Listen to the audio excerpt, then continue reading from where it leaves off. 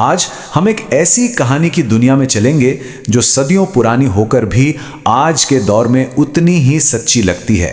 एक ऐसी कहानी जो हमें सिखाती है कि करुणा यानी दया का एक छोटा सा काम भी कैसे न सिर्फ दूसरों की बल्कि हमारी अपनी किस्मत को भी पूरी तरह से बदल सकता है। कहानी की शुरुआत होती है एक दिल दहला देने वाली आवाज से। केले के तने पर बहती एक राजकुमारी इतने दर्द में है, इतनी तकलीफ में है कि वो मौत की भीख मांग रही है। सोचिए जरा, कोई इंसान कितना टूट चुका होगा कि उसे जीने से ज्यादा मरना आसान लगने लगे। और यहीं पर उठता है इस कहानी का सबसे बड़ा सवाल। जब हम किसी को इस तरह पीड़ा में देखते हैं तो हमारी असली जिम्मेदारी क्या होती है? क्या हम मुंह फेर कर आगे बढ़ जाते हैं या मदद के लिए अपना हाथ बढ़ाते हैं? यही सवाल इस पूरी कहानी की आत्मा है। चलिए सबसे पहले समझते हैं राजकुमारी की उस गहरी निराशा को। वो एक ऐसी राजकुमारी है जिसे एक लाइलाज बीमारी ने जकड़ लिया है, और सबसे दुख की बात तो यह है कि उसे उसी के परिवार ने छोड़ दिया है जिन्हें उसकी रक्षा करनी चाहिए थी। इस कहानी में ना हमें दो बिल्कुल अलग अलग तरह की सोच देखने को मिलती है। एक तरफ है उसका अपना परिवार जो डर के मारे और राज्य को बचाने के नाम पर उसे नदी में बहा देता है, और दूसरी तरफ है एक अजनबी रुद्र जो उसे देखता है और बस एक ही बात सोचता है, एक जरूरतमंद इंसान की मदद करनी है। सोचिए हालत कितनी गंभीर रही होगी। उसके पूरे शरीर पर एक अनजान फैलने वाली बीमारी के घाव थे। बड़े बड़े वैद्य और साधु संत भी हाथ खड़े कर चुके थे, कह दिया था कि यह लाइलाज है। तो बस राज्य को बचाने का बहाना बनाकर उसे नदी में छोड़ दिया गया, और वो खुद उस दर्द से भरी जिंदगी से मौत को बेहतर समझ रही थी। ये किसी के भी इंसानियत की एक बहुत बड़ी परीक्षा थी। तो सवाल ये उठता है कि रुद्र ने मदद करने का फैसला आखिर क्यों किया जबकि बाकी सब तो हार मान चुके थे? चलिए जानते हैं कि इस अजनबी के चुनाव के पीछे की वजह क्या थी। इसका जवाब छिपा है उन संस्कारों में जो उसे अपने पिता से मिले थे। वो कहता है, मेरे पिता ने मुझे यही सिखाया है कि मुसीबत के वक्त किसी की मदद करनी चाहिए, उसे मरने के लिए छोड़ना नहीं चाहिए। कितना सीधा साधा लेकिन कितना गहरा सिद्धांत है ये।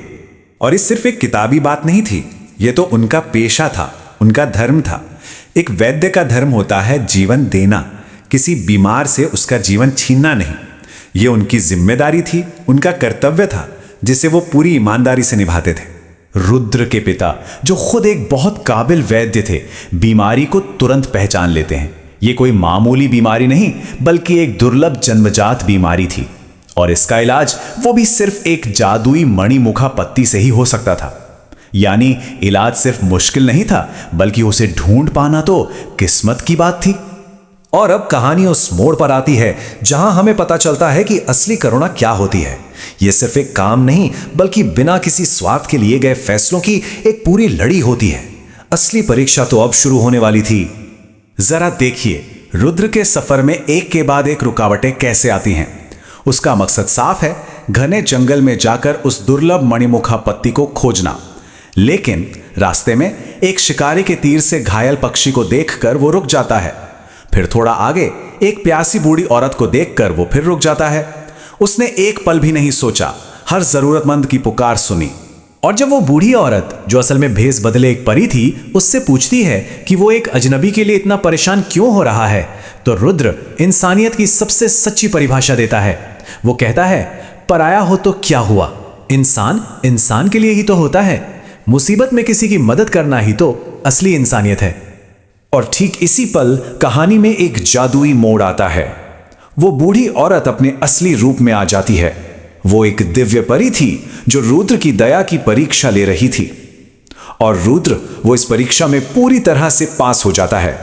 तो रुद्र के निस्वार्थ कामों का नतीजा क्या हुआ, आइए देखते हैं कि कैसे उसकी दया ने किस्मत का एक ऐसा सिलसिला शुरू किया जिसकी उसने कभी कल्पना भी नहीं की होगी। यह समझना बड़ा दिलचस्प है कि कैसे एक काम से कितने अच्छे नतीजे जुड़े हुए थे। रुद्र ने राजकुमारी की मदद की तो उसे देखभाल मिली, और रुद्र के अपनी किस्मत का सितारा चमक गया। उसने उस पक्षी को बचाया तो ना सिर्फ उस बेजुबान की जान बची बल्कि बाद में पता चला कि वो तो राजकुमारी का ही वफादार साथी था। और जब पत्थी मिली तो राजकुमारी तो ठीक हुई ही, साथ में राज्य को अपना खोया हुआ वारिस भी वापस मिल गया। जब राजकुमारी महल वापस पहुंचती है तो राजा और रानी अपनी बेटी को जिंदा और पूरी तरह स्वस्थ देखकर फूले नहीं समाते। वो एक बहुत ही भावुक पल था जहां उन्हें एहसास हुआ कि उनकी बेटी की जान किसी सेना या दौलत ने नहीं बल्कि एक साधारण वैद्य के बेटे की निस्वार्थ भावना ने बचाई है। तो कहानी के इस आखिरी हिस्से में हम देखते हैं कि कैसे एक अच्छे काम की गूंज हर किसी के आने वाले कल को हमेशा के लिए बदल देती है।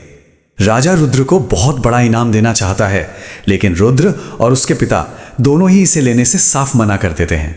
उनके पिता कहते हैं, जो इंसान किसी के मुसीबत में काम आए वही तो असली इंसान है। वो समझाते हैं कि किसी की जान बचाने के बदले इनाम लेना उनके धर्म, उनके उसूलों के खिलाफ है। ये बात उनके मजबूत चरित्र को दिखाती है। और कभी राजकुमारी खुद एक प्रस्ताव सामने रखती है। वो कहती है, मैंने रुद्र में साहस, सच्चाई और एक सुंदर हृदय देखा है। मैं उससे विवाह करना चाहती हूँ। देखिए, ये सिर्फ एक प्रेम कहानी का अंत नहीं है। ये राजकुमारी का फैसला है कि वो अपना जीवन उन मूल्यों के साथ जोड़ेगी जिनका प्रतीक रुद्र है। और इस तरह एक गरीब लेकिन सच्चे दिल वाले नौजवान का भाग्य सचमुच चमक उठता है, ठीक वैसा ही जैसी उस परी ने भविष्यवाणी की थी। यानी उसकी किस्मत किसी जादू से नहीं बल्कि उसके अपने कर्मों और उसके सच्चे दिल की वजह से चमकी। रुद्र की करुणा ने उसकी पूरी तकदीर बदल दी। तो आखिर में ये कहानी हमारे सामने एक सवाल छोड़ जाती है। अगर दया का एक अकेला काम किसी की किस्मत बदल सकता है, तो सोचिए हमारे छोटे छोटे अच्छे काम हमारी दुनिया को कितना बदल सकते हैं।